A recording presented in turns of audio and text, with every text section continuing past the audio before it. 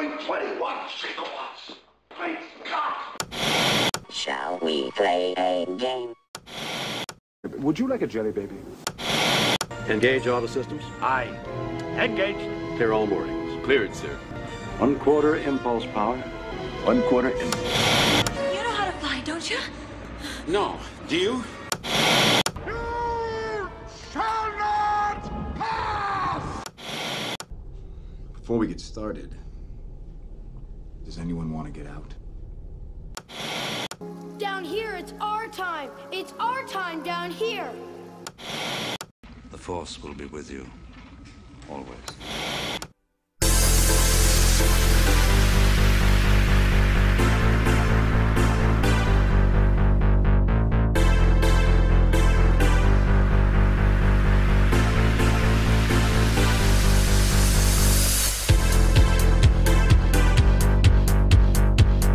Hi, and welcome to the Geek Hangout Podcast. My name is Mark, and I am joined tonight, as always, as you can see, by my friend and co-host, Grant. How you doing tonight, Grant? Hey, Mark. How you doing? Hey, everyone. Welcome to the 50th episode of the Geek Hangout Podcast. Thank you for joining us. We're trying something new and different this time around. We're giving you some video. You can see our ugly mugs. Which is, I know, is what everybody's been dying to see, right? Show me those old men. Right? But yeah, so we're going to give this a try, and we're going to see, and bear with us as we figure out lighting and sharing techniques and Skype and all this good stuff. Yeah, we've been talking. We've already been talking for about an hour trying to figure out how this is all going to work. But we figured, you know what? Let's just try it and see how it goes. And if nothing else, it'll just be a podcast like normal. We're still going to keep doing the podcast. We're still going to keep posting for the podcast, but we're also going to have the idea is to have a video piece in on YouTube. Yes. Right. So yeah, hopefully, well, I guess we haven't figured out quite how we're going to do that, because are we going to post the whole show on YouTube, or are we going to try to edit it and break it up? I don't know. We're gonna make it up as we go along. We'll figure it out, right? Whatever is easiest is probably what it comes down to. Okay. All right. Well, I'm going to throw it to you, since you're the one sharing all of this stuff. I can ask you what you've been up to lately, but I'm going to throw it to you, and so I'm going to let you lead just in terms of the conversation. So then you can share. I guess you can share what you want the picture, and then we can kind of talk about that way. Yeah. All right, we're kind of figuring out, folks. So bear with us. Yes. So what I have been up to. So basically, what I've been up to is just a lot of watching TV, catching up on various things. I've been playing a lot of video games. I'm still playing Legend of Zelda: A Link Between Worlds. That's something I'm working on. I'm working my way through that slowly but surely. But and I've been watching a lot of stuff. My wife and I are still watching what is the Outlander? She's got me sort of watching Outlander, so we're still watching that. Okay. I've been watching some of the other things that we're going to be talking about tonight, so I don't want to give away our content piece of the show so far. But really not much over here, just kind of catching up on video games and TV shows. Yeah. So you guys.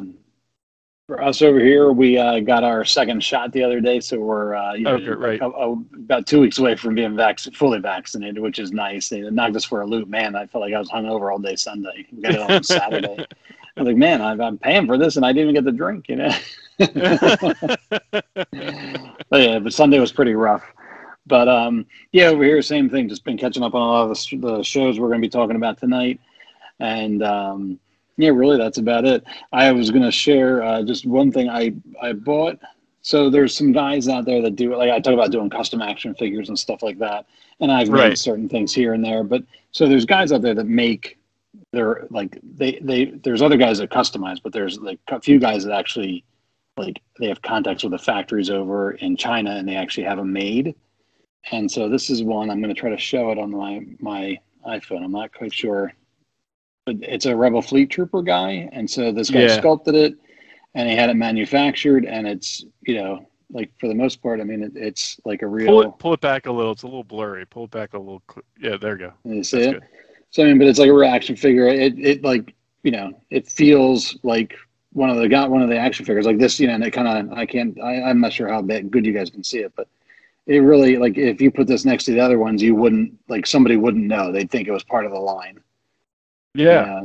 And it was like all sculpted and everything like that. So it's like, I made one of these before, but it was like, you know, I bashed it together from other figures, whereas this is all sculpted and new and stuff like that.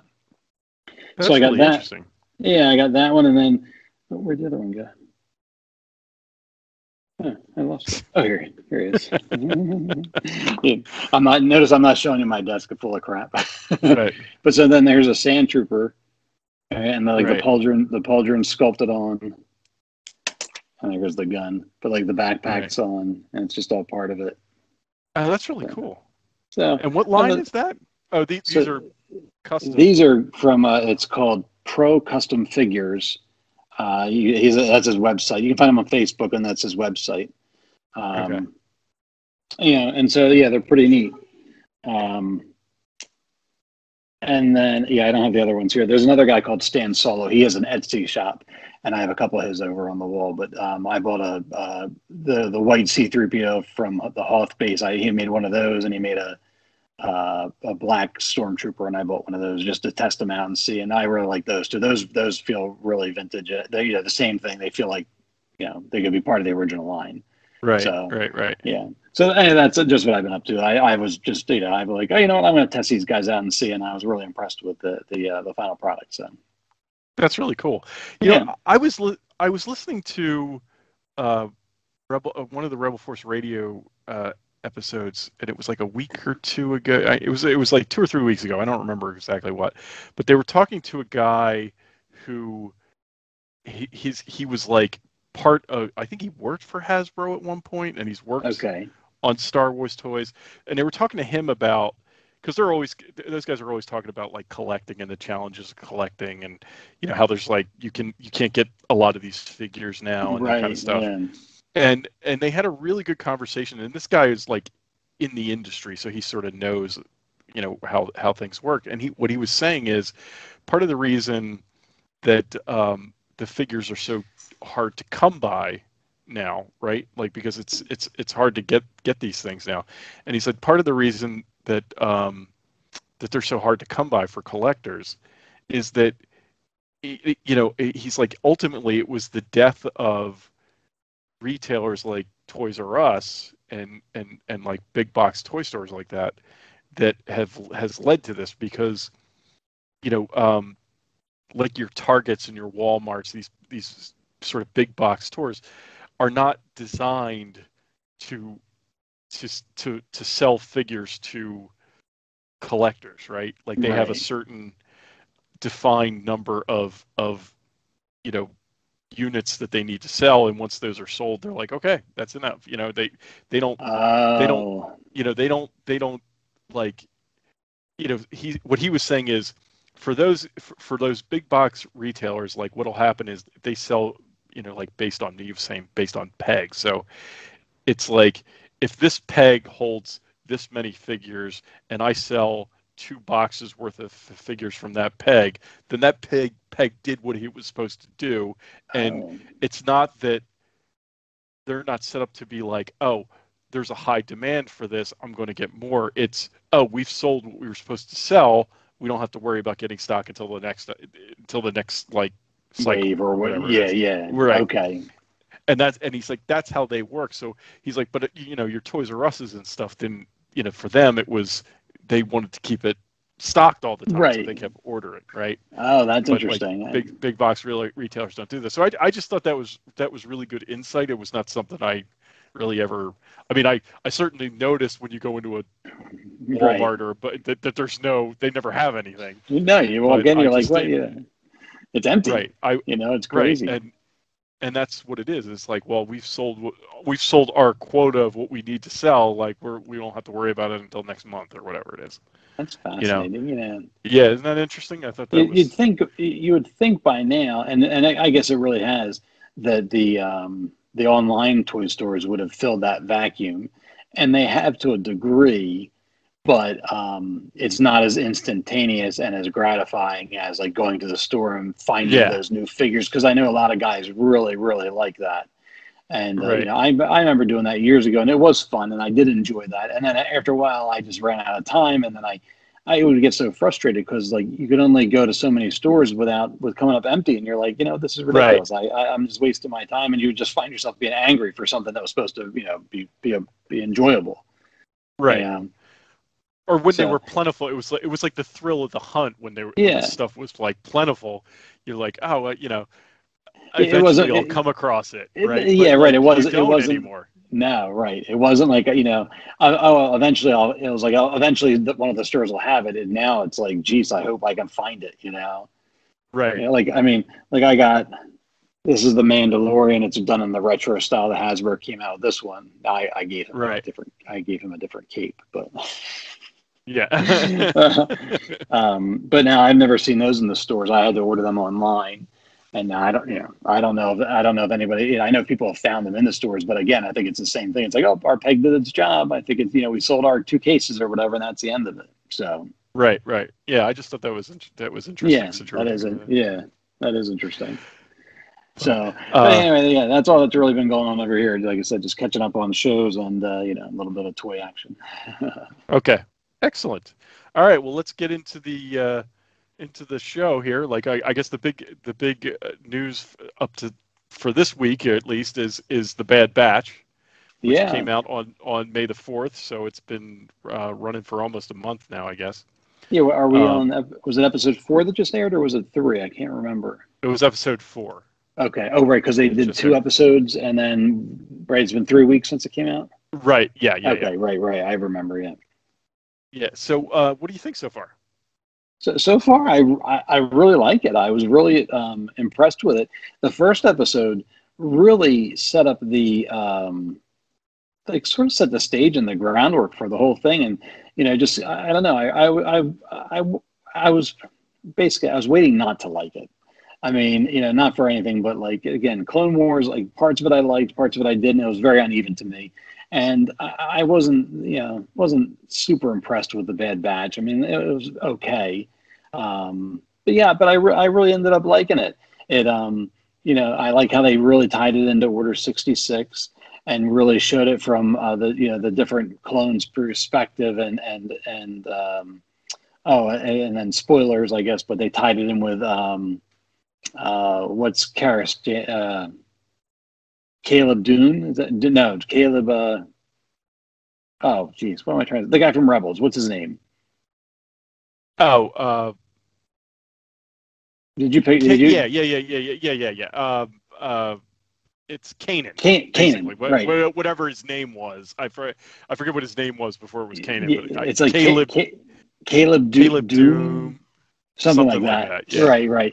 So, but anyway, it was neat. He was a neat surprise to see as part of the first episode and see his, you know, basically, you know, how that all went down. And I've been impressed so far. And then, you know, after the initial episode and stuff, they introduced Omega and, you know, the sort of the mystery surrounding her and her, you know, again, I saw the initial commercial and I'm like, oh, here's the kid. And, you know, I didn't know if I'd like it.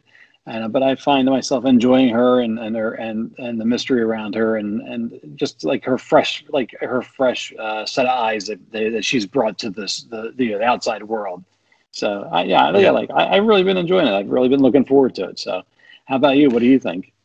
I do. I like it, and I like that you're sort of getting. You know, I like that you're getting that piece of what went on after Order 66 happened, right? You know, and that's, you know, because it's one of those things you're like, well, what happened after that? You know, and you don't really know because the movies never really addressed it or anything. Right. So now we're starting to see that, and I think it's really interesting. I like how you can, you know, I like how the clone, you know, the Bad Batch understands that, you know, something bad has happened here with the other clones. You know, I mean, I guess we should say spoiler alert here at this point. If you haven't seen any of the Bad Batch, you might, you know, want to watch it and then come back. But we're gonna Come do back later. spoilers for this. Not that there's a whole lot, but we're going to do spoilers at this point. But like, I like, that.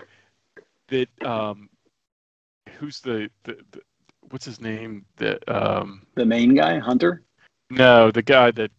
Oh, Crosshairs. Crosshair.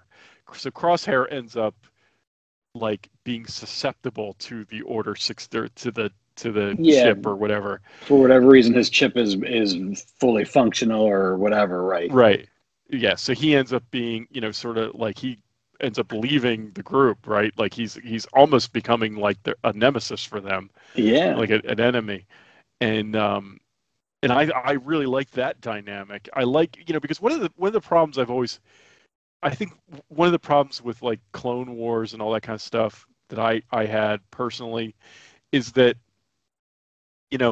when they fight the big bad, like the big bad was, well, not in Clone Wars, but in Rebels, the big bad is Darth Vader, right? Right. Which makes sense, but it's like you can only fight Darth Vader so many times and it start to lose its Darth Vader, right? So they had to, but because like Ahsoka is involved and Ezra, like there was really no one else to go to, right? Like you almost have to go to Darth Vader, right? Right. But I like that in this show, well, the big bad is going to be Crosshair or Tarkin or, so that if they get defeated, it's like, okay, I'm okay with it. You know what I'm saying? Because they're not like this big bad like Darth Vader was.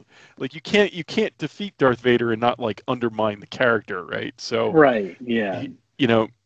So the stakes are, so they did it with Thrawn in Rebels. Like Thrawn was the guy they always beat, but that always, like after a while you were just sort of like, oh, they beat Thrawn again. But it was always like Thrawn was always like, it was all part of me. I foresaw all of this or something like that. It's I like, planned it all along. Right.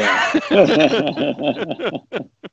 So I like the dynamic that they're setting up because it's like if Tarkin gets beat, I'm okay with that, right? And like it makes sense that it's not going to be earth shattering. It's just going to be a defeat, and like sort of move on. Whereas, like once Vader's involved, it's like usually the stakes are very high. Right. Yeah. Yeah. So I like that dynamic. I like I just like the group. Like I've said before, like one of my issues with the clone, they focused a lot on the clones, and then I was like, well, they're all just the same guy as far as I'm concerned, right? They really didn't. I mean, they tried to give them like slightly different personalities, I guess, during the Clone Wars, but they all, to me, and I really never bought into it. So they were all just all were the same to me. I just, I never cared that much. Whereas this time around, now they're very different. So it's they're basically different characters, and it's almost to the extreme now. Like, what I mean? Like they're very different from each other. So, but it makes it more enjoyable though.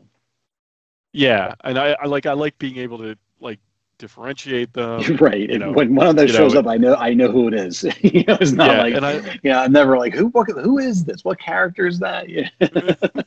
What color armor is he wearing? Right. He's got a strange haircut. I don't know. Right. But, so yeah, I really like, that. I like the characters. I even sort of like when they introduced the kid Omega. Yeah, I was just like, oh, here we go with the kid, right? Right. But it's been good so far, right? Like, I think she's fine, right? I mean, she's definitely there to kind of get into trouble so that they can get her out of trouble, like that kind of thing. Right. But like, I like how she interacts with the team, and you can see like that Wrecker is kind of like got a soft spot for her and that kind of thing. What do you think? What do you think about the mystery? Like, there's a little bit of a mystery surrounding her. Like, what is she? Who is she? What is she? I mean, I didn't. I guess I read more about it online than I thought. I know. Or before the show premiered, I heard a rumor that it was a clone of Palpatine. Yeah. now that I'm watching the show, I assume she's just a female version of Boba Fett or Jango Fett, right? I mean, did you get that impression? That I really don't know what to think. I don't buy into. I know a lot of people speculated that she's going to end up being a clone of Palpatine or one of the early clones for Palpatine or whatever. I don't know that I buy that. I don't know that they'd go there with like a kid. Right. So I don't necessarily buy that, but I do think, like, I heard a theory this week that said that, like, she may not be a clone of Palpatine, but she may be like an early, like, test of that program. Okay. Or because what I heard this week was that one of the theories that I kind of like is that this show may lead into, not lead into, but it'll lean towards Mandalorian, like towards setting up some of the stuff we saw in Mandalorian.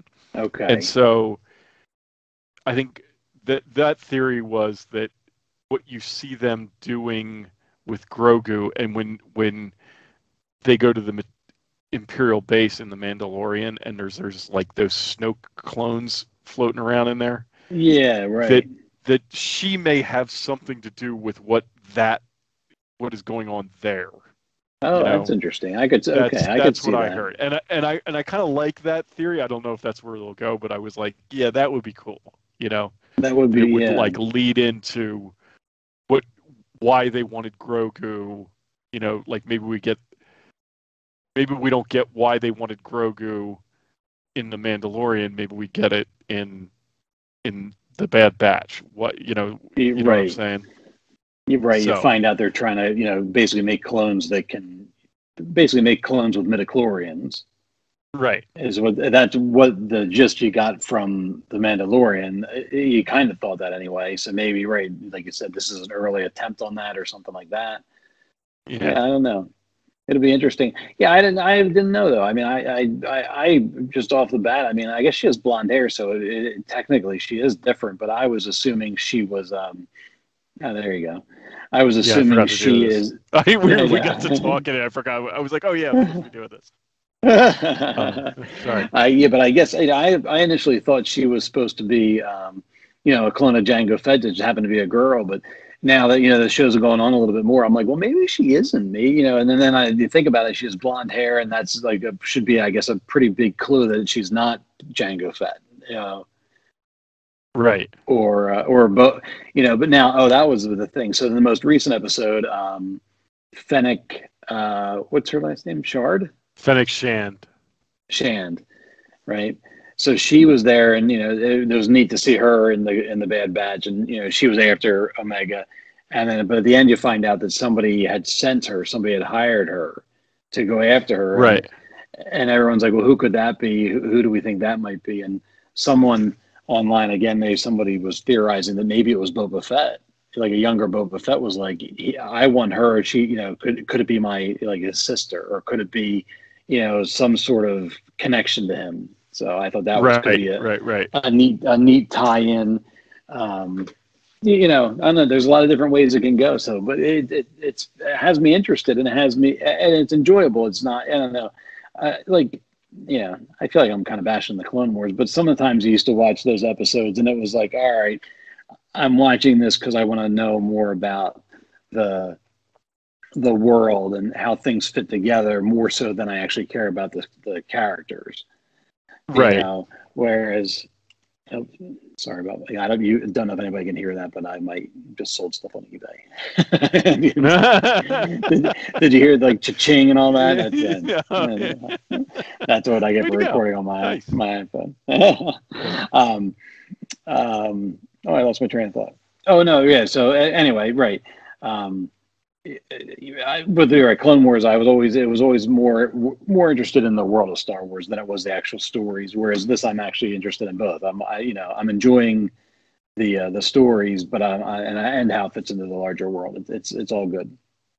Yeah, and Yeah, I mean, I don't know, and we sort of talked about this before, but I don't know what it was about the Clone Wars, and I think it was part of it was, I mean, I always liked the world building. I liked, getting some of the heroic stories of Anakin. That was kind of nice. It was just there was just something about that show I just didn't love, and I think a lot of it is that there were so many. Like it was like I ended up binge watching that show, right? Because I didn't Right. watch it when it was on. So then I went back and I kind of binged it. And binging a show like that with 20 some episodes, it gets old, Yeah, I mean, yeah. it's one thing to binge like an 8 episode show. It's another thing to binge 20 some episodes a season. It's a Um, it's a long season. It's a long show. Yeah, and it was, and I just felt like when I was binging, I was like, oh my God, I felt like there was a lot of fluff, but this I think it already is tighter because Yeah, it much, almost much. has to be because there's going to be, there's going to be a lot fewer shows. I think. I mean, I don't think Yeah. they've told us how many shows there's going to be, but I don't know why I my thought there guess. was. Yeah. Did that? I guess they never told us. I don't know why I was thinking 10, but maybe I'm wrong. I don't think they've officially said. Maybe they have. Yeah, and I man. haven't but I'm thinking 10, 12 episodes Yeah. at most, And that's, I mean, Um, that's anymore. That seems to be normal for a streaming show. Yeah. So, I like that, and I just think the storytelling already is a lot tighter. Yeah. And That's the best way to put it, I think, because just tighter in general. Like I know a lot of times with the Clone Wars, it was, and there was fluff and stuff like that, but like the stories, it meandered, or like I don't know what the point was. A lot of times, like they were, instead of being like here's the story, a straight line, it was very meandery, and you're just like, okay, let's get on with this. Or I think one of my problems was like, while it was fun to see Obi-Wan and Anakin's adventures to a degree, I think it almost was like a detriment, like because you just knew those characters, and and I don't know, it was really a no-win, because if they focused on the clones, I was bored, but if they focused on Obi-Wan and Anakin, I'm like, well, this doesn't seem right. You know what I mean? It didn't. Yeah. It didn't mesh with the movies as well as it. Now, maybe in hindsight, it's much better. I just remember watching it in real time, and it was so close to the originals that I'm like, it didn't work for me at the time. yeah, it's almost like it's suffered from the same problem. Like, because sometimes I get frustrated reading comics for the same reason. Like, particularly like Star Wars comics or comics that are from a movie, because they can only go so far. Right. Like, right. and I kind of I think that's what I felt during the Clone Wars is they could only tell the story up to a point, and then there's a lot that they didn't want to have revealed in a comic, so they weren't allowed to go there, Right. And I think that's the same thing as the Clone Wars. There's a lot that they weren't allowed to cover because they could only go so far.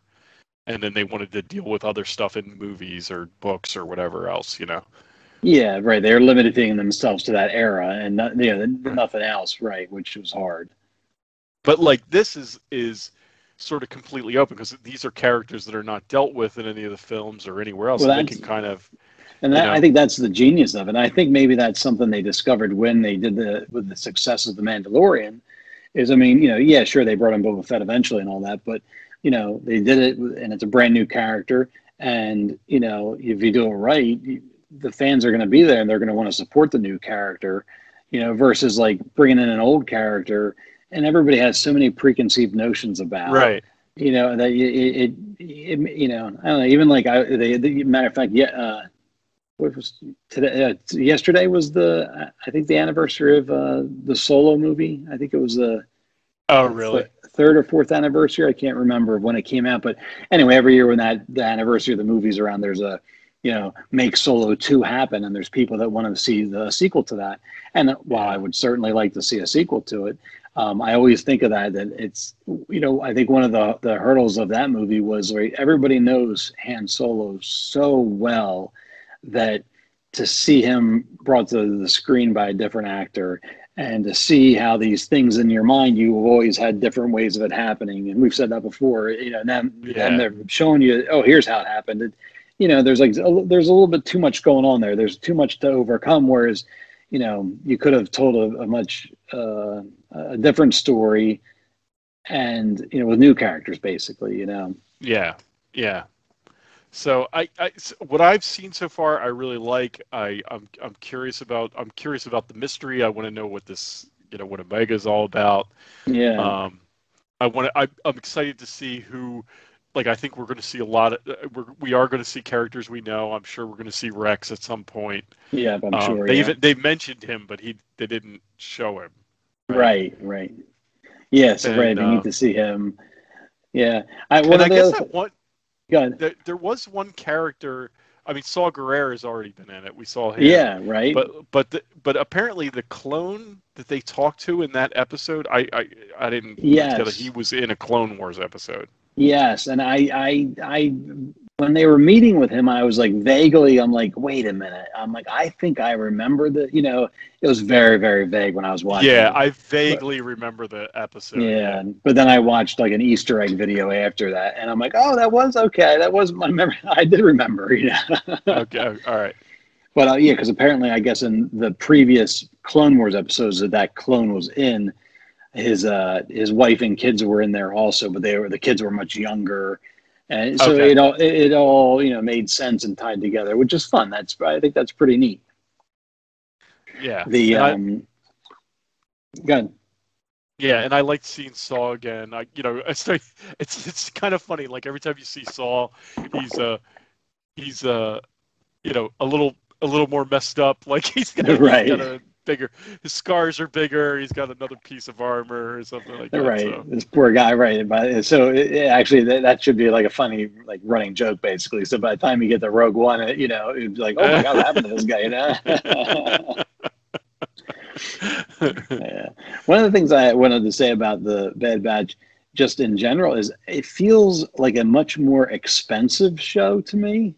Like I don't know, when they were doing Rebels, I felt like it felt like they were like skimping on like some of the backgrounds, or like some of the planets they went to. It was, oh, it's a desert planet, or oh, it's it's more of a barren type of world.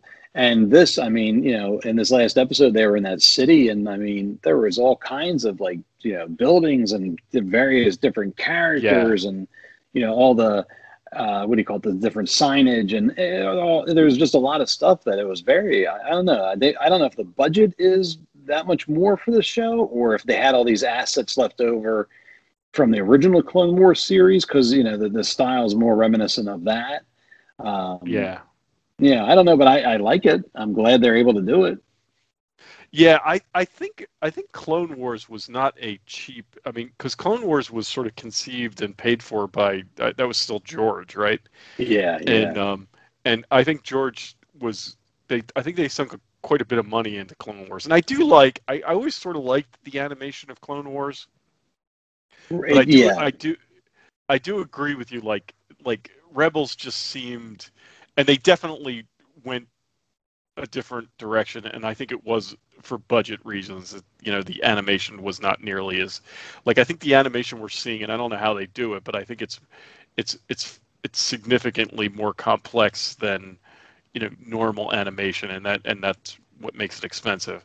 So I like that they've gone back to that Clone Wars type of animation, because I was watching it last week, and there's a scene of the ship flying through space, and you're looking at it and like, man, if I didn't know that.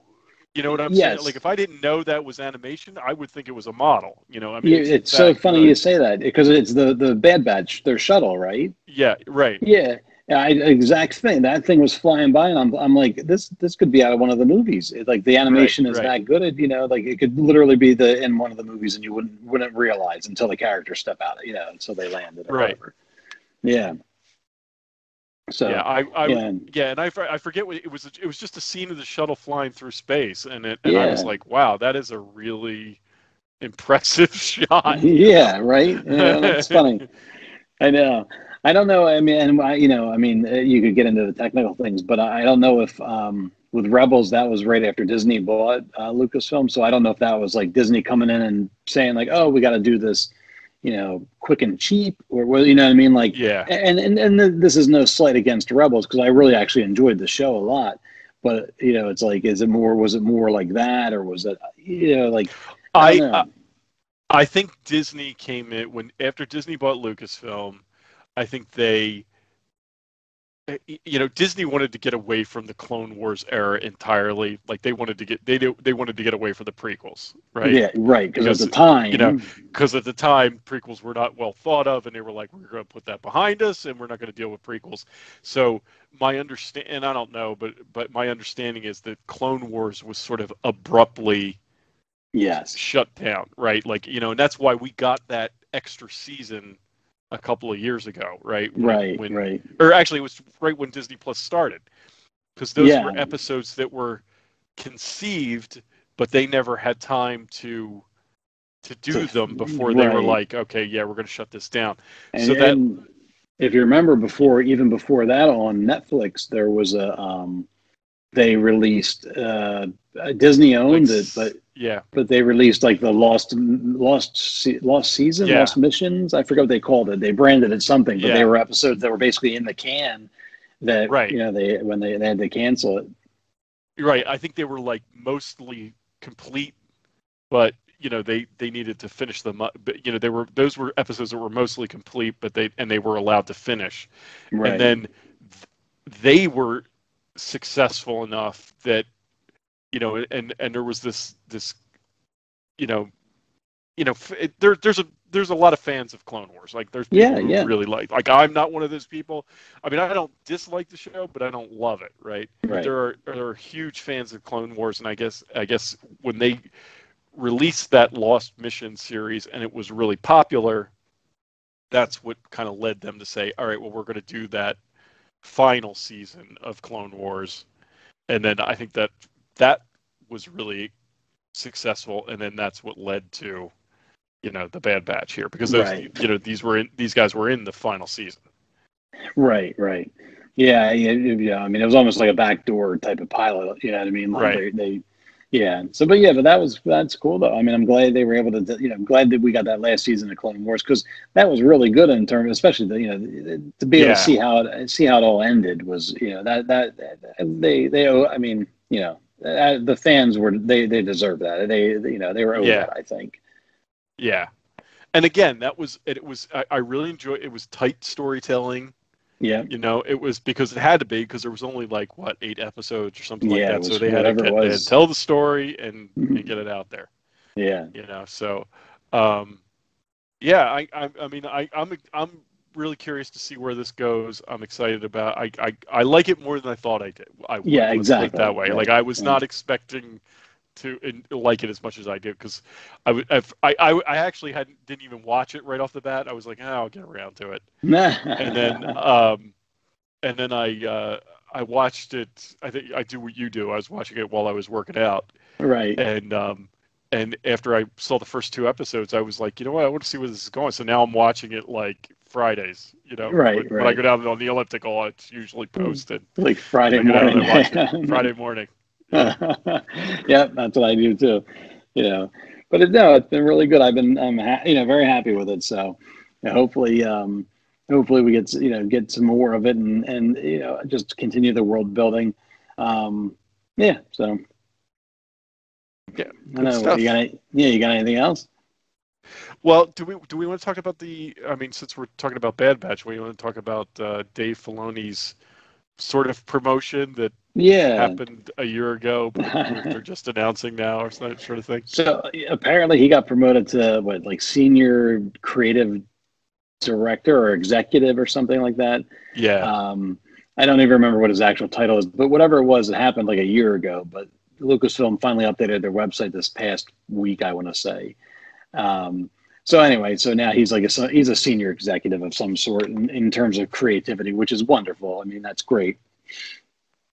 The thing that I found interesting was at the end of the article, it was like an article in Variety, but at the end of the articles where they mentioned that the Rangers of the New Republic is no longer in active development, and I found that interesting. Because I this was news to me because when you mentioned it to me the other day, I was kind of surprised. Yeah, well, it was like buried at the end of the article, and it's just sort of like Lucasfilm hasn't commented, but it was basically it's not an active development. So I don't know if there are plans to actively develop it later, or if this was truly a Cara Dune's show, and with Gina Carrera's firing, that the show is just it's just dead now. I don't know. I was very surprised by that, because I assumed once they fired her, I knew she was supposed to be involved with the show, but once she was out, I assumed they would just rework the show and make it work basically. So I found it interesting that they're not even going to go forward with it. I was very surprised by that. Yeah, I was surprised by that too, because it's not that long ago that they announced it was going to happen. I know. I guess, and it's sort of like I thought when they announced it, Gina hadn't been fired yet, but I based on what we've read, she was already on pretty thin ice. Yes, so, right. So it surprises me that they announced it. Well, that's the thing, right? I don't know if they were really thought that. Yeah, I don't know if because when they announced it, I don't think they specifically said it was her show. I think they announced it and it was very vague. And I remember because we were kind of theorizing what it could be about, and we obviously leaned towards her because it would be an Ranger or whatever. Right. But maybe they were just extremely hopeful that she would pull it together. She was probably warned so many times. And then obviously one time too many, it didn't happen for her. Or they had enough. But anyway, I was just very surprised. But what I was really surprised about too is that I thought given the scripts, I thought that like Boba Fett, Mandalorian, Rangers of the New Republic, and Ahsoka, I thought they were supposed to all tie together into forming like a super story. And so, I guess it was early enough where they were able to, if there was important stuff that was supposed to happen there, they could slide it into one of the other shows, maybe. Maybe they're going to rework it and bring it out later, with a different character or something like that. I'm not sure what they're going to do.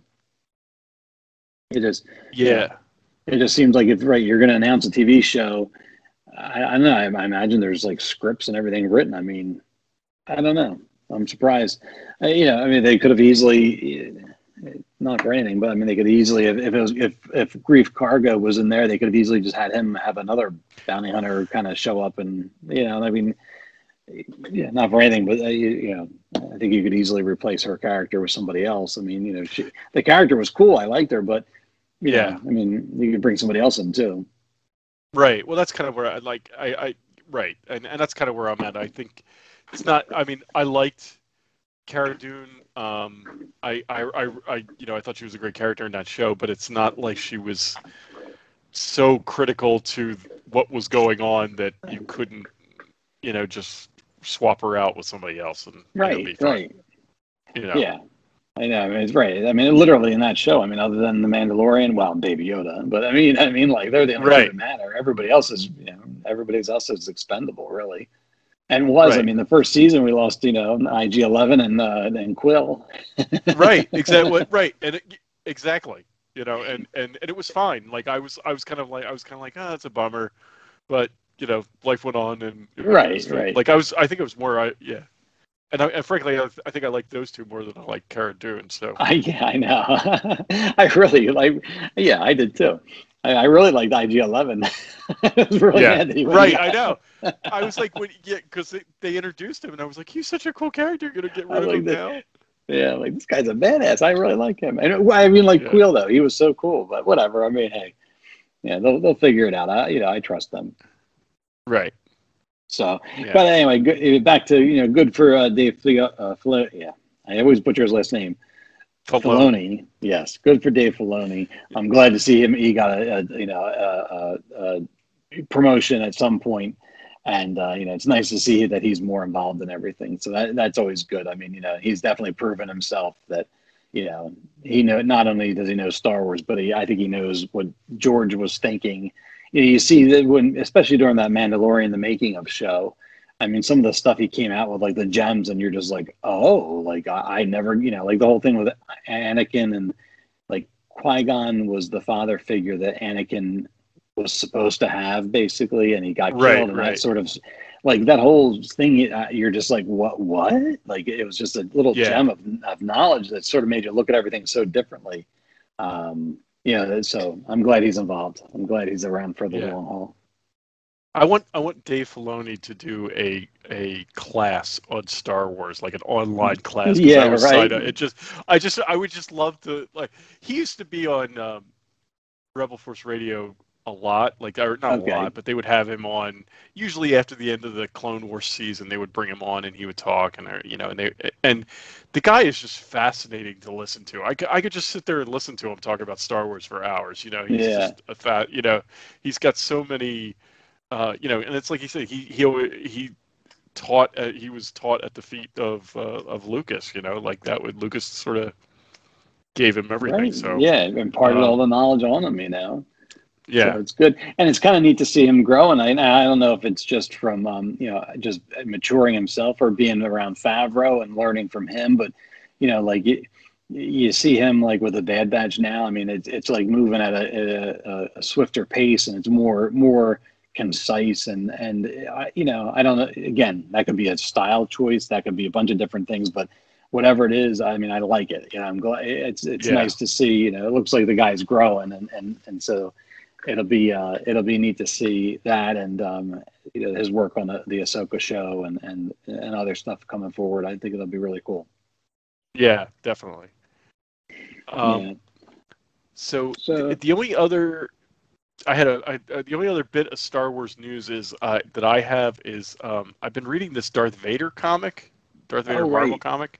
Yeah. And this is I haven't read this one yet. Okay. But and I'm not sure when this comic came out. Like, I don't know how far behind I am. Because you're reading you're on Marvel Unlimited, right? Yeah. Okay. And but I think it's noteworthy only for it's the Star Wars Darth Vader comic. Again, I'm not sure when this came out or how far behind I am, but I like this comic. It was definitely I think it started in 2020, and so I don't know where it is now, but that's issue 11 that you have up on the screen. Yeah. I think I was reading. I read a few of those, but I don't think I got up near 11. I think I maybe read like the first 6 or something like that. Right. So, I like this series because it's tying some of what went on in the sequel series to Darth Vader, which I think is really really interesting. So, like, in the episode that I just finished reading, I haven't read this one yet. He gets the Wayfinder and goes to Exegol for the first time, and so this what's the word I'm saying? Issue? Issue. This issue, he actually goes to Exegol, and my assumption is that those people that are staying behind him and with the lightsabers are like those acolytes that we saw in Rise of Skywalker. That's my guess. I mean, so I'm curious to see where this goes. But I just think this like, I don't usually like this stuff. I don't like some of these. I haven't read too many of these offshoots. I think I started reading the Lando one and I got bored with it and I've never finished it. But this one I'm really enjoying. So it's and I like that it kind of gives you some of the backstory about what some of the tries to answer some of the questions we all had about the stuff in the sequel series that wasn't explained in the movies. Yes, yeah. And I appreciate that. So that's when this stuff kind of comes in handy, that Marvel, Lucasfilm has access to books and comics and all this stuff, so they can tell some of that story. Yeah, well, that's what's nice. I mean, for whatever the movie, I mean, they had to skip. They didn't have time. I don't know. They left a lot of stuff on the table. And, now that everything's over and done with, it's nice that the comics can go in and make some stronger connections. Like the whole Exegol thing, and if they can set up in I guess at the end of the day, somehow the Emperor returned. You're like, okay, everybody was like, that's fine. But if in the comics they can go through and explain it, then suddenly that makes the movie better. When you're like, oh, somehow he returned. Well, I know how he returned. He's been working on this secret cloning facility for the past 40 years, or since before the Death Star exploded, or something like that. I mean, I like that they can do that. It's almost like, a lot of people say that the Clone Wars cartoon series we just talked about made those movies better because they were able to flesh out the Clone Wars. They were able to flesh all that stuff out. And so I'm kind of hoping the same thing can happen here with, this Darth Vader comic and other things, that they'll flesh things out. So when you watch the sequel trilogy, things will connect the dots a little bit better for you. Yeah, and I agree with that. I think the Clone Wars made the prequels better movies, and I hope that, and my hope is that the shows like The Mandalorian are going to make the sequel trilogy better. Yeah. Because they'll be able to tell. One of my complaints about the sequel trilogy is that a lot of what we really want to know happened off screen, and right. We got a lot of stuff, but a lot of what we really want to know all happened. We didn't see any of it. Right. Yeah. And that kind of drives me crazy. So, I've even heard, whether it's true or not, is anybody's guess, but I've even heard that there's talk of like some kind of series with Luke Skywalker, where they kind of tell Luke Skywalker's, those lost years. They tell the story of those lost years. And I for one would love to see that. So I would too, because I don't want to get it just in a comic. I want to get that on screen.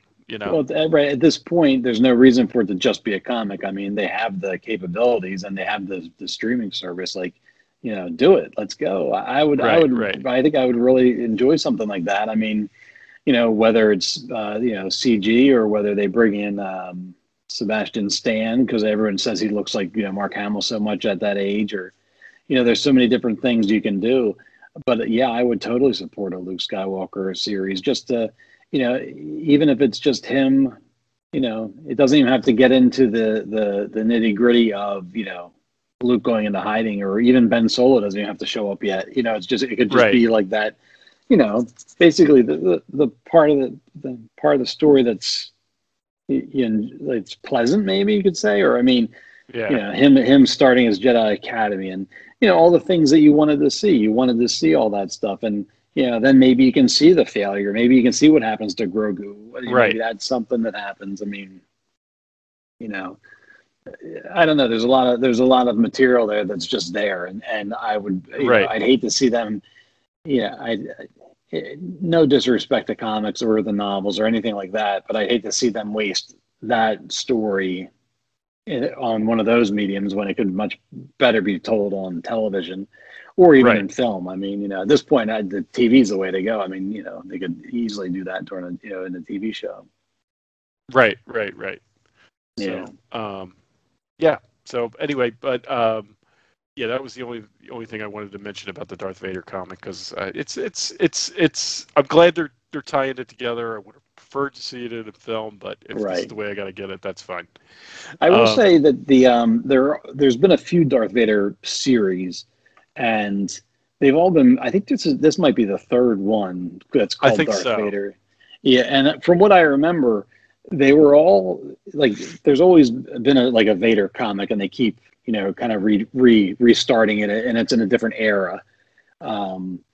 But they've all been good, and they've all sort of filled in a lot of background questions you may have had, and given a lot more information on Darth Vader. So I've always found them much more enjoyable than some of the other ones, which were either just like random stories or I remember the Star Wars comic before the first one took place between like Star Wars and Empire, and like the early ones were good, but then towards the end, it was just like random adventures, and it just it didn't feel quote unquote important anymore. It just felt like Right. okay, here's the adventure of the month, which there's nothing wrong with, but I don't know. I felt like the Vader comic was more of a substantial storytelling. Yeah, yeah. Yeah. And like one of the things in this comic that you really get is that the Emperor and Vader weren't like tight. Right. That it was almost like the Emperor's kind of bitter about the Vader he got. It wasn't Yes. the Vader he wasn't the Vader he turned.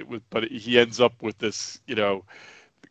The guy's in a suit, and Right. He was supposed to end up with the quote chosen one, Right. all that, and here he's got this robot guy. Yeah. Right. And he's like a constant jerk to him. Like, Yeah. He's constantly testing him and picking at him, and and just basically wearing the guy down. It feels like, and it's fun to think of Vader as the evil bad guy, but after the prequels and now with these series, you really get a much more different insight into the whole thing. Yeah, I mean, in the end, Vader's just a guy with a boss that's a jerk. I mean, we can all relate to that. I know, right? We've all been through that at some point. Yeah, in our lives, right, right? Exactly, right. So, anyway, That's funny. yeah. So if you get a chance, check it out. It's worth seeing. So, just wanted to mention that. Cool, yeah.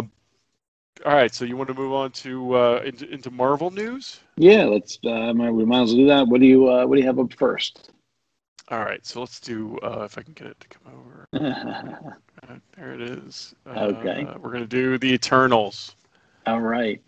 So when did we got the trailer this week? It was earlier this week. Yeah. All right.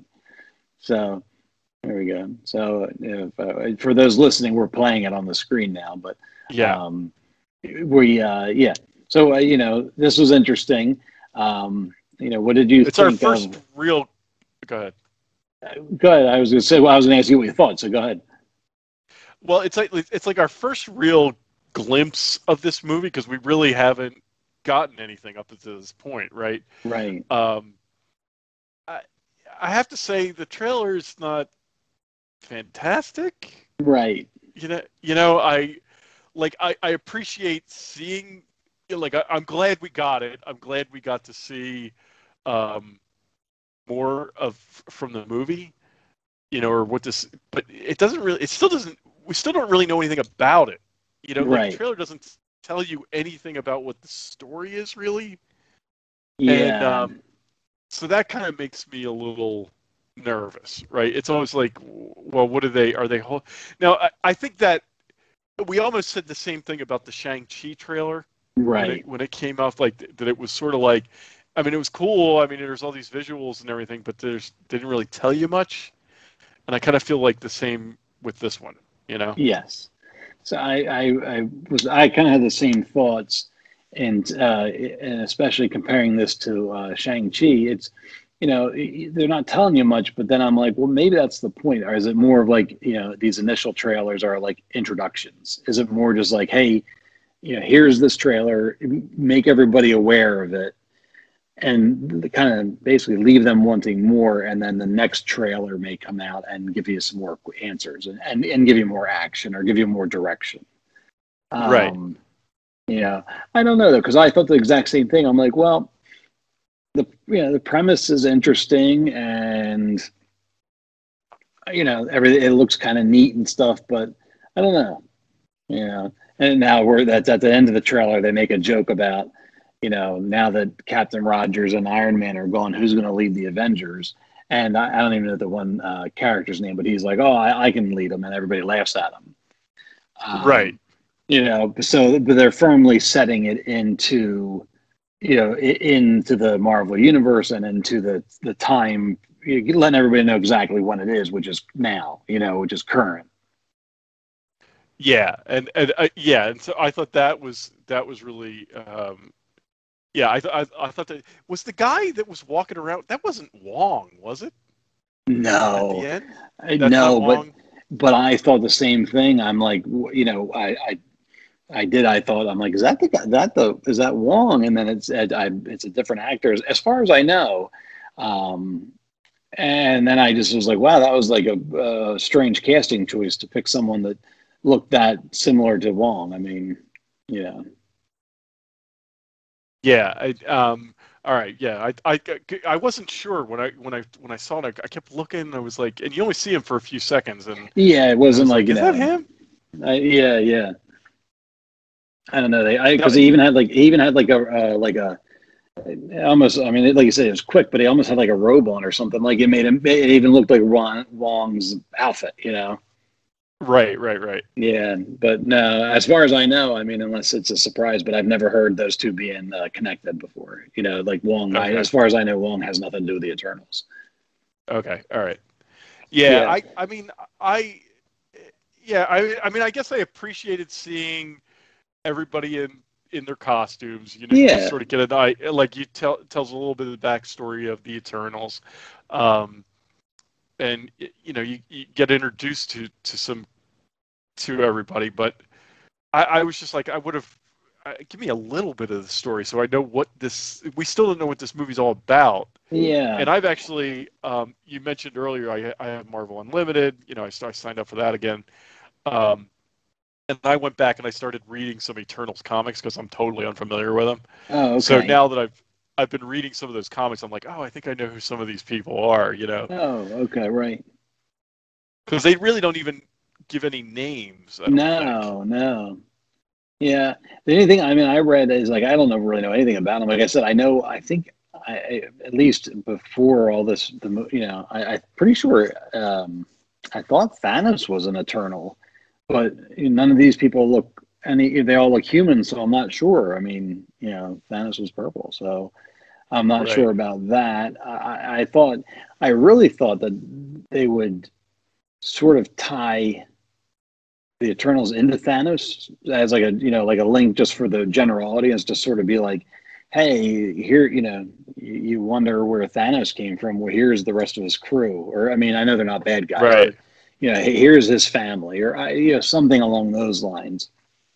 Well, and maybe, they do say that. Oh, go ahead. No, I was going to say maybe they're not going to go in that direction. But what were you going to say about them? They never interfered or something like that. Well, right. They at the end of the trailer they say we never interfere up until now or whatever. Right. Whatever the comment is, and I wonder if what you're going to find out is that they sort of come out of the woodwork because of Thanos, right? Like it almost as a, as a result of everything that happened with Thanos, they kind of revealed themselves. I don't know. Maybe, maybe it could be, and it would make sense. It's funny. After the trailer premiered, one of the things going around online is like, okay, Eternals, where were you during Endgame? Like, we've been here forever, right, but we stay hidden. And you're like, wait a minute, you stayed hidden during Endgame? Where? So yeah, maybe right, maybe that prompts them to action, or I don't know. I hope they tie it together nicely with that. Just given Thanos' origins, I mean, they got to do something. Yeah, at least like in the comic that I'm reading, at least. And I think it's a more like I specifically picked one that was more recent, right? So it was within the last few years that they did it. But I guess they have there's a big connection between the Eternals and Celestials. Yes. And so they're and the only thing we've gotten about Celestials in the MCU so far is that Nowhere is the head of a Celestial, right? Right. It's like, yeah, I think, and is it right? Nowhere is the head of a Celestial, a dead one, and was Star-Lord's dad Ego? Didn't he call himself a Celestial? Oh, was he? Oh, you might be. I think he did. Remember. I think that, and that's different from the comics, but I think he described himself as a Celestial at one point. And so, but you might be right. Yeah, but the hierarchy, I think, is like there's like Celestials, and then I believe that they're these big giant guys that they're Kirby. Jack Kirby is a famous comic book creator, but he created them, so they look very much like a Kirby creation. But the Celestials, I believe, created the Eternals, and then there's also, I think, the sort of other side of the Eternals are the Deviants, something like that. Like, so the Eternals are the good guys, but then there's like a bad guy side, that they're going to fight with as well. Okay. Star-Lord's father, according to Star-Lord's father, is a Celestial. Okay, all right. So that's interesting then. Yeah. So I mean, maybe a Celestial comes to Earth and that makes these guys pop out of the woodwork for some reason. I don't know. Yeah. They better come up with a pretty good reason not to have helped with Thanos, but right. So anyway, there's really, I don't know what else. To say we get to see Rob and John Stark. Right. That's funny. It's funny. I knew they were both in the movie, and I knew they were both from Game of Thrones, but I didn't realize, make the connection that they were brothers in the, from Game of Thrones. And now, Jon Snow, what do you call it? I forget the actor's name. Kit Harington. He's playing the Black Knight, who is kind of like a superhero character from the MCU or from the Marvel comics. Like, I think he was a knight that had like a magic sword that got like brought forward in time. So like basically, I have no idea on Earth. I don't know much about the character to begin with, but I have no idea how he even is remotely tied into the Eternals and like why he's involved. So that should be interesting too. I mean, I'm going to assume he might be our introduction to them. Like they're going to, he'll be your average guy that sort of ends up in this world, but I could be totally wrong. I mean, he's, the character apparently was a man out of time. So, unless, right. I'm at a loss. I don't know. I don't know how they're going to tie it all together. Yeah. And I have not encountered that character. I mean, I'm not too deep into those comics yet, but I haven't encountered that character yet. I've encountered some of the others, but I haven't encountered them. I'm going to guess that he might not even be in that series. I feel like that's something they've added on. Okay. So, okay. Anyway. Okay. Yeah. Anyway. Yeah. So I'm looking forward to it. It's an MCU movie, so I'm definitely going to give it the benefit of the doubt. But and I have to say these last between Shang-Chi and this, it doesn't have me on the edge of my seat. It has me, I want more information. I'm looking forward to them just because it's an MCU movie and I trust them. But definitely going to need more to go on. Yeah, I agree. The last two trailers haven't really lit the world on fire. But maybe that's a strategy. Maybe it's just hey, these are the characters. These are and then you'll get more. I mean, I have to say, I think Shang-Chi was, at least hinted at more of the story than this one does. Like this doesn't really give you anything. Right. Just it literally just establishes them as like a race of superhumans that have been sort of secretly living among us. Right. But like they're saying they're guiding us, but then they're walking around in their costumes and stuff like that. So you're like, we're not really hiding. I'm not sure what's going on. Yeah. Well, we will wait to see. Yeah. So that's coming out in November. So we will check it out.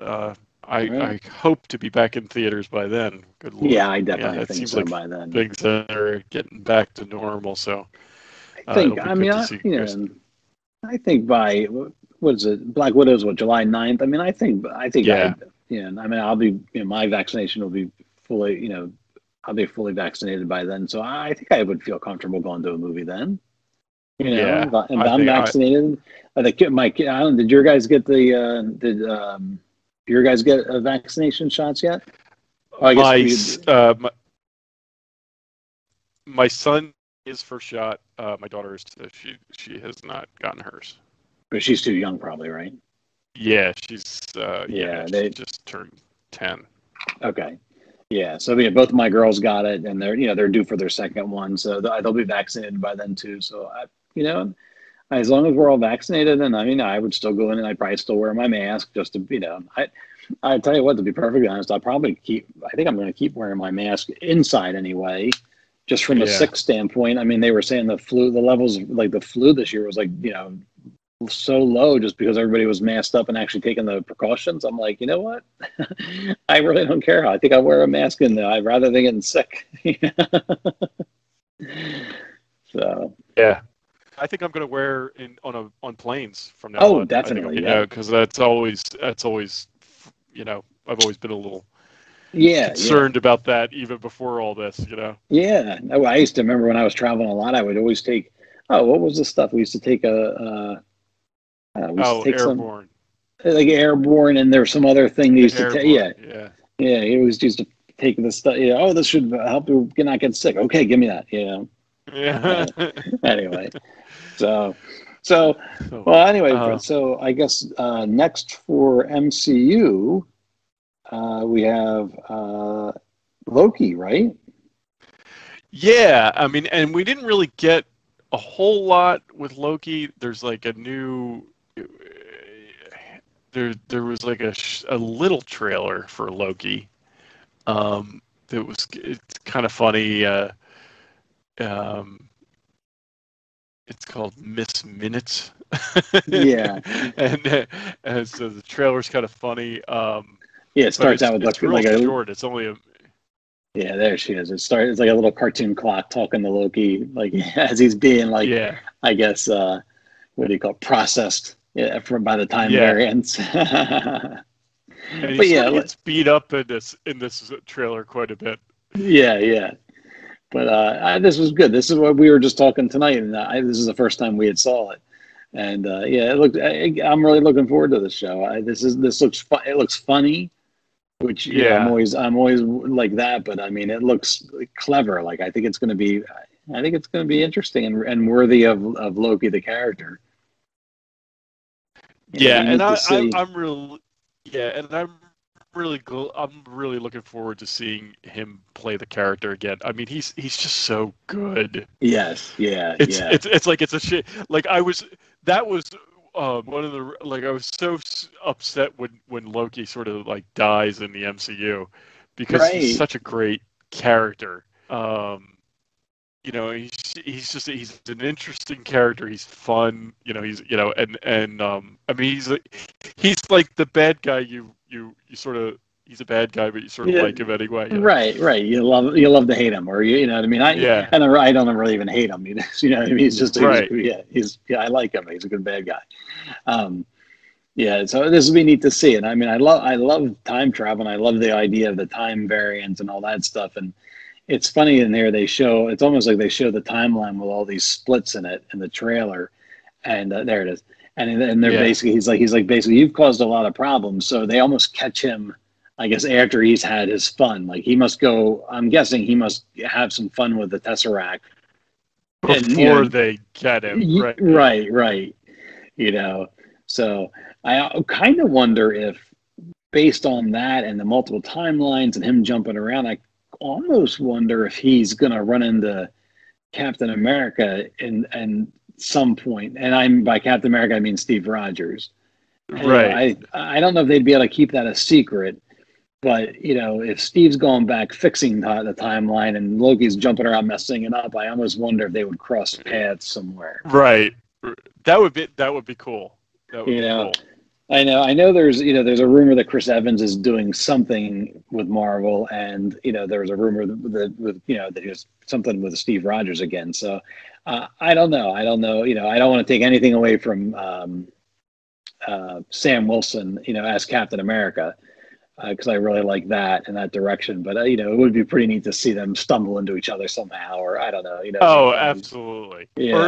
Have him run into Iron Man somewhere. In some timeline, right. That'd be really fun too. Yeah, definitely. So this is June 9th, so it's June 9th. Something to look forward to.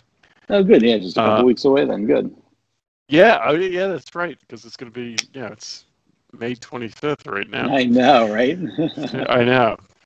So something to look forward to there. Yeah. You have anything else to add for No, Loki? not for Loki. No, I'm looking forward to it. That'll be that's about it for that. And then let's see. So the only other MCU thing we have is and it's not really MCU. It's just Marvel. It's MODOK, right? Yeah. And have you watched? How many of these have you watched so far? All right. So I was able to watch a few more of these since we last talked. I think I'm up to episode 4 or 5. It's the one where they were, spoiler alert, if you haven't seen it yet, but it's the one where they send him to try to get for Avengers Tower. It's like his plan is to go get Cap Shield. He never gets there. Oh, right. He has the crew. Yeah, right? He has the crew. I just watched that one too, right? This funny. show it's very funny. It's definitely worth it's a total farce.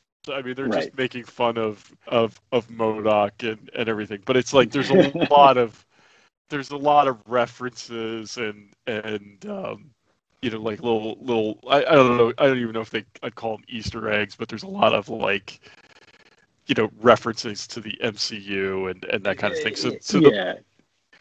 The episodes that we were just talking about, like the crew is all of these like it's all these bad, like bad deep cut bad guys from from Marvel Comics, right? Right. And like what was the guy? Tenpin was the guy. Right, I didn't even recognize him. I was just like, "Who's this guy?" Like the armadillo. I recognized him. I'm like, "Oh, I think I remember him from somewhere." But like some of those other guys, they were really deep cuts. Yeah, but this show it's funny. It's for adults. I mean, yes. I don't think the humor's not like, I haven't seen anything like really bad, but there's some.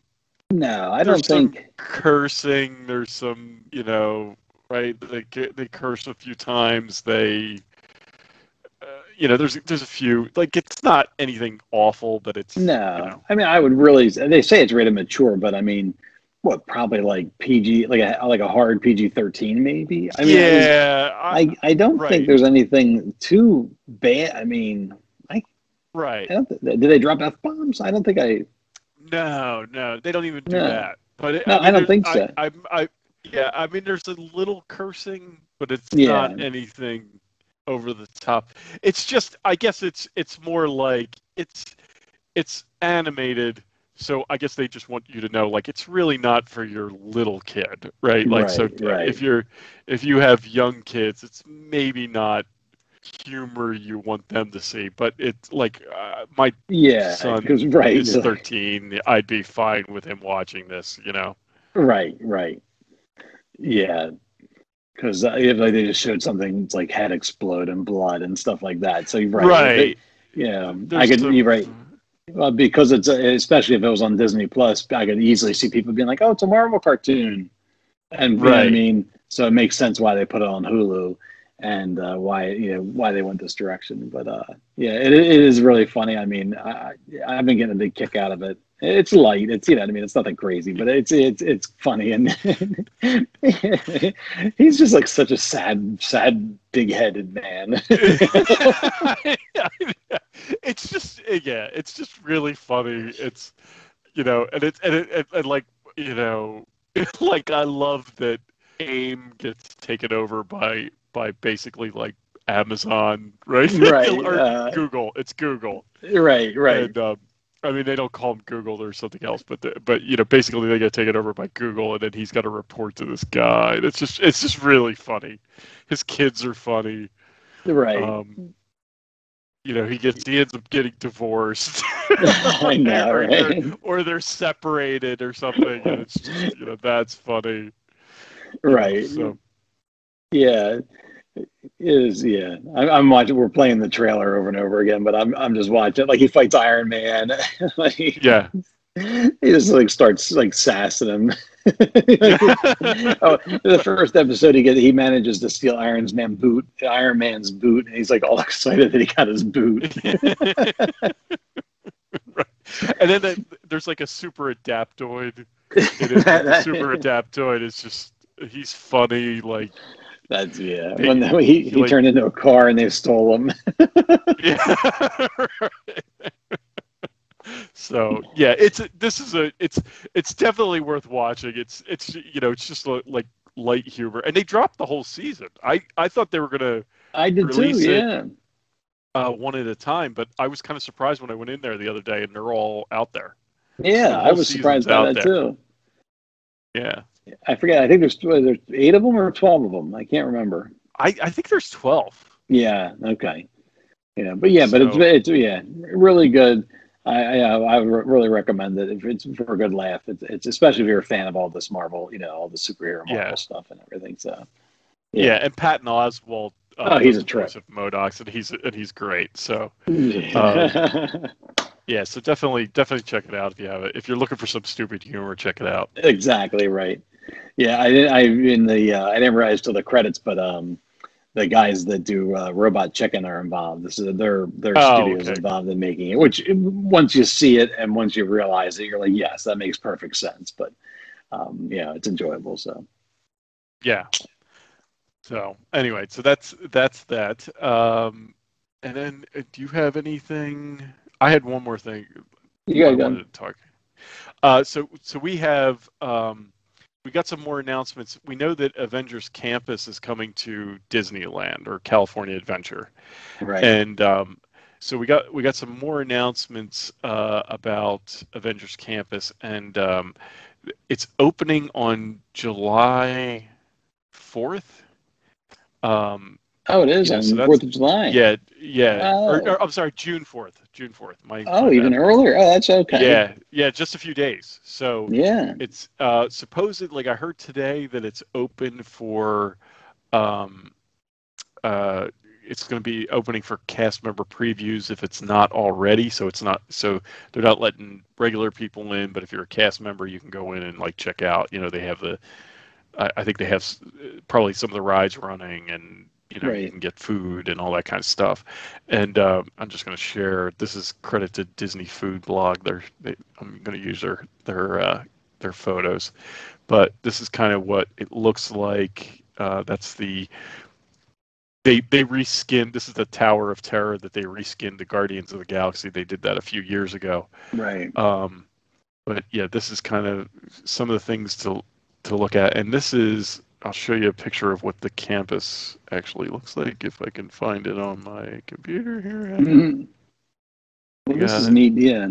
Because I guess I didn't realize it was a little mini land. I don't know what I thought it was, but I mean, once you see the picture here, you realize it's sort of the same template they followed with Galaxy's Edge and with Pandora and with like Toy Story Land and some other thing. You know what I mean? It's like it's like its own little thing. Yeah, it's. I mean, it's. I guess it used to be. I have never been to, full disclosure, I've never been to Disneyland. I desperately want to go, but we just we've never been able to get out there. And so I think this was like Bugs Land at one point. It was like sort of themed on a Bug's Life. There was some, or at least there was some Pixar stuff around here. So that stuff all closed, and then they built, some of this other stuff. Okay. But like this is one of the things, and I had a picture, but it's not cooperating with me. Okay. But this area over here, right, that is where the Doctor Strange stuff is going to be. They have right. They're going to have a restaurant in there, and that's the Pym's Test Kitchen thing. Right. If I can get my computer is not cooperating. I have too many things open, I think. Okay, they released a list of all the foods, right, and all that, like the different types of foods they were going to have in there. Right. And if I can get that up, so like the Pym's Test Kitchen. This is some of the stuff that they have. Oh, there you go. Okay. Right. Some of the drinks and. Is that like a giant pretzel? Yeah.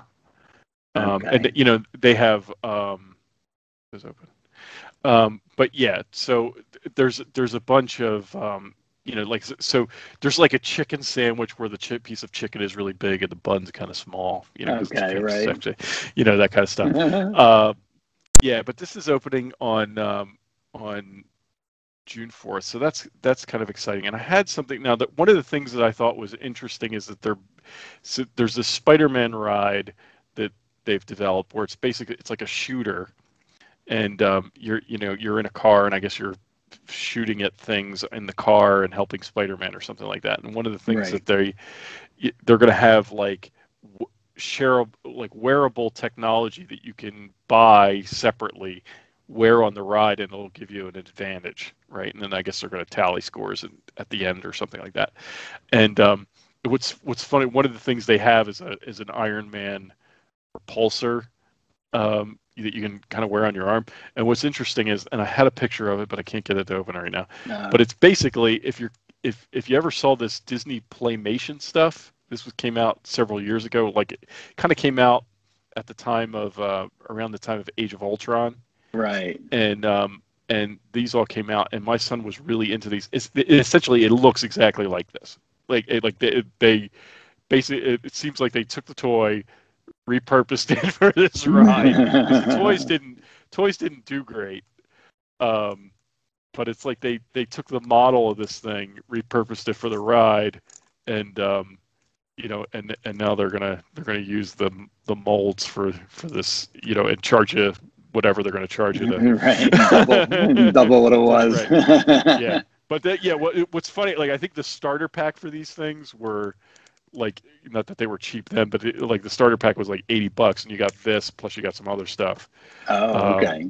And I think this is going to be $50. Now I'm sure the technology's better, than it was in 2015 when this came out. But yeah, that's coming too. So I just thought that was interesting because when I looked at the pictures, I was like, that is exactly like the Playmation stuff.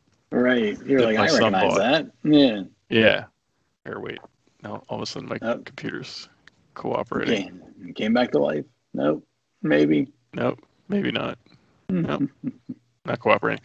All right. So, but that's that was all I had for Avengers Campus. That's coming very soon. I'm excited to see where that goes. I mean, I'm probably not going to get there anytime soon, but I'm sure we'll be seeing videos and bloggers and all kinds of stuff. One of the things I'm excited for about that is apparently in the Spider-Man area. You've probably seen the video online where Disney has that robot it's like an acrobatic robot.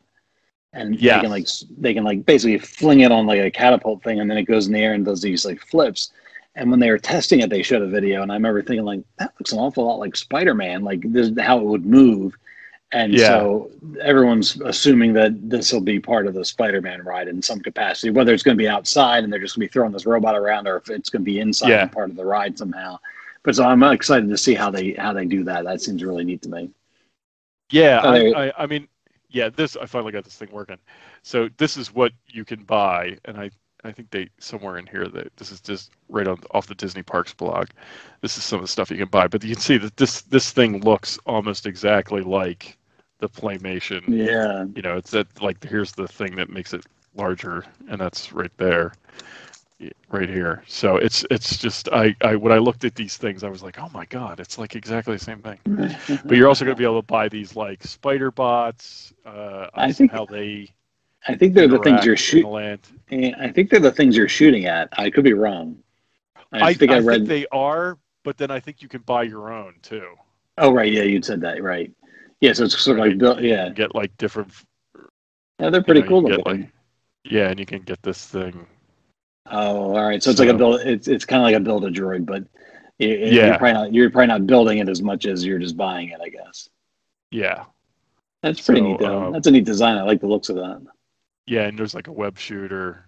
Oh, cool.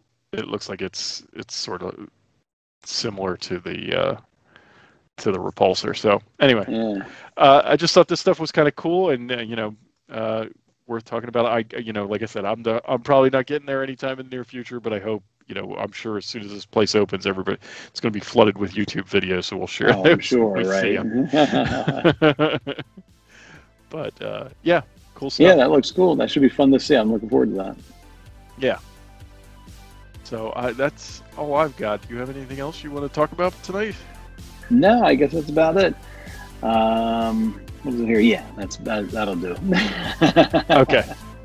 All right. Well, we hope you enjoyed this first video version of Geek Hangout Podcast. We'll get better at this. Just bear with us. All right, Two please. old guys trying to navigate this thing. We're not one of those millennials out there on YouTube. We're learning. So anyway, so just bear with us. We'll get better as we go. But thanks for watching and listening. If you enjoy the podcast, as always, we ask you to go out and leave us a review on iTunes. If you enjoy us on YouTube, you can subscribe or give us a thumbs up, give us good comments. I don't know what it does. We'll find out. Hopefully We'll figure it out, right? Be nice. We'll figure it out. Be nice.